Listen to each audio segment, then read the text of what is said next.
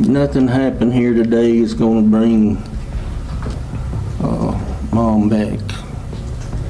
Nothing. Smith was pronounced deceased by physicians at 8:25 p.m. Central Standard Time.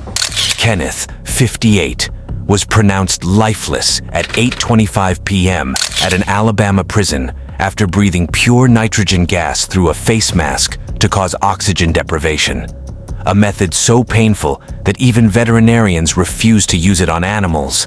Before we dive into this convoluted case, let's take a look at Kenneth's association with one of the most gruesome slayings in Alabama history. Crime and backstory.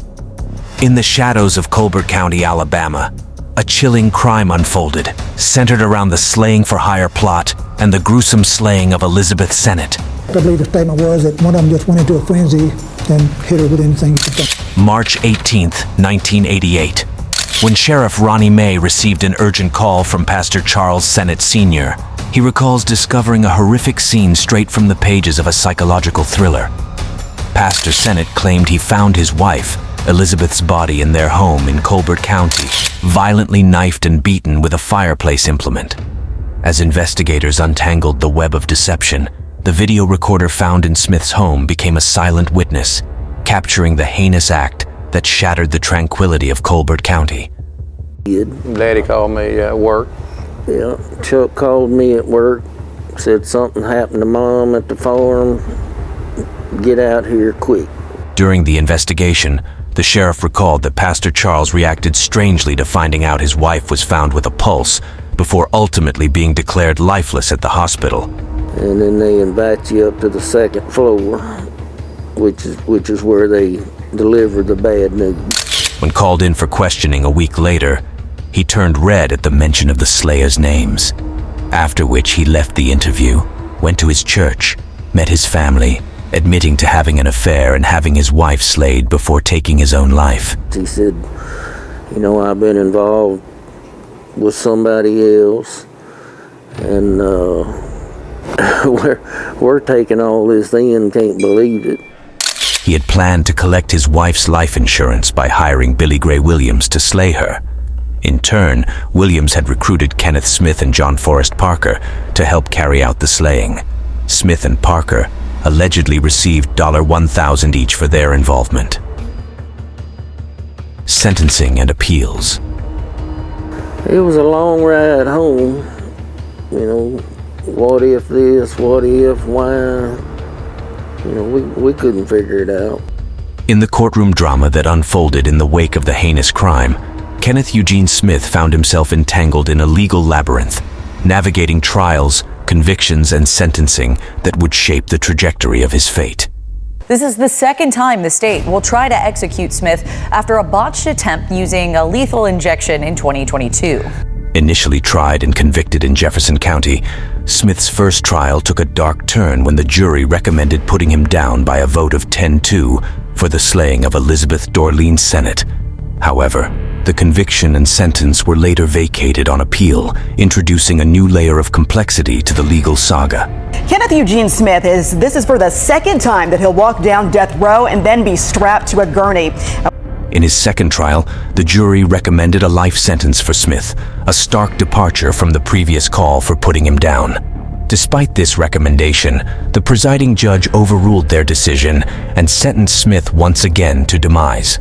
This stark contrast in sentencing between the two trials highlighted the capricious nature of the legal proceedings.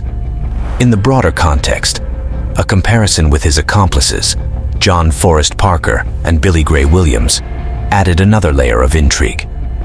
Parker, like Smith, was sentenced to demise, facing the ultimate punishment for his role in the slaying for hire plot. On the other hand, Williams received a life sentence without the possibility of parole, avoiding the ending chair. First demise warrant. The state planning the first ever execution attempt with nitrogen hypoxia. The ominous journey towards the world's first nitrogen hypoxia slaying began with the chilling saga of Kenneth Eugene Smith's initial demise warrant and the subsequent failed attempt to end him by lethal injection. The state of Alabama has set a schedule to execute Kenneth Eugene Smith by 6 o'clock tomorrow morning. Scheduled for slaying on November 17th, 2022, Smith found himself on the precipice of a grim fate.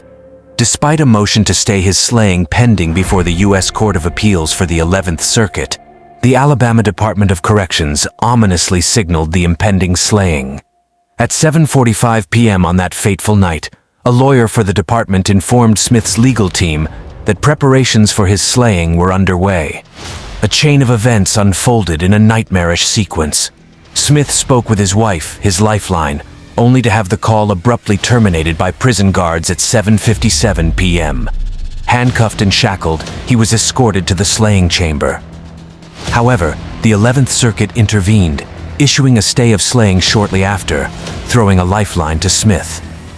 In a Kafkaesque turn of events, the Department of Corrections acknowledged receiving notice of the stay, but callously kept Smith strapped to a gurney in the slaying chamber. As the clock ticked towards 10 p.m., the slaying team attempted to administer lethal drugs through an intravenous line. The United States Supreme Court lifted the 11th Circuit stay, setting the stage for a grotesque spectacle.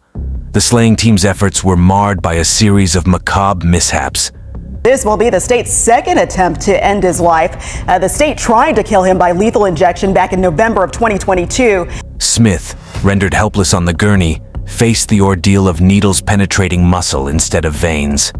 An inverted crucifixion position and an unknown substance injected into his body painted a dystopian scene. At approximately 11:20 p.m., Smith's slaying was abruptly halted. He lay incapacitated, a victim of the third consecutive botched slaying in the state of Alabama. This night of horror, rife with grotesque details, served as a prelude to a macabre milestone, the world's first slaying by nitrogen hypoxia, a method that would later etch Kenneth Eugene Smith's name into the annals of dark history. Second Demise Warrant. In a morbid turn of legal proceedings, the specter of capital punishment continued to loom over Kenneth Eugene Smith as the saga unfolded into a second demise warrant and the historic implementation of nitrogen hypoxia, marking the first slaying of its kind in the annals of capital punishment. The decision to resort to nitrogen hypoxia, an untested and unconventional method, emerged as an alternative after the failure of the initial attempt via lethal injection. This unprecedented shift in slaying methods thrust Alabama into uncharted territory, raising eyebrows and sparking legal battles.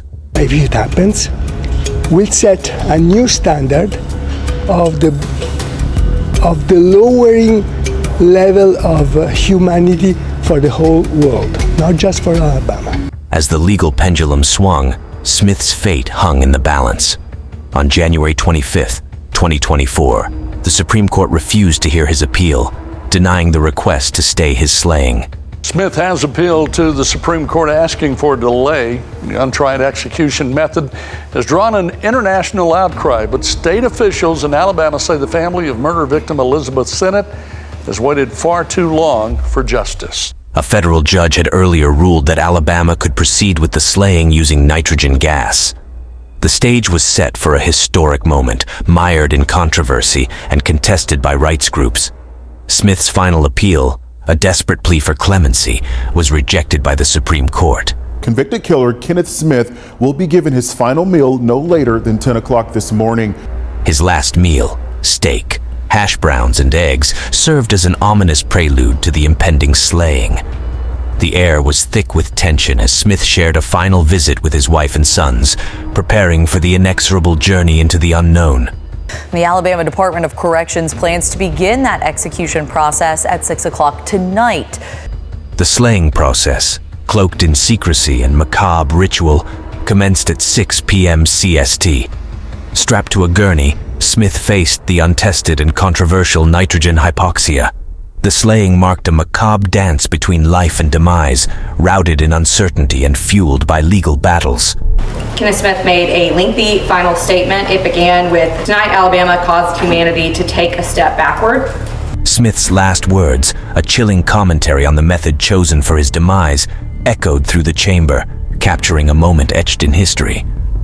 Tonight, Alabama causes humanity to take a step backwards. Thank you for supporting me. Love all of you.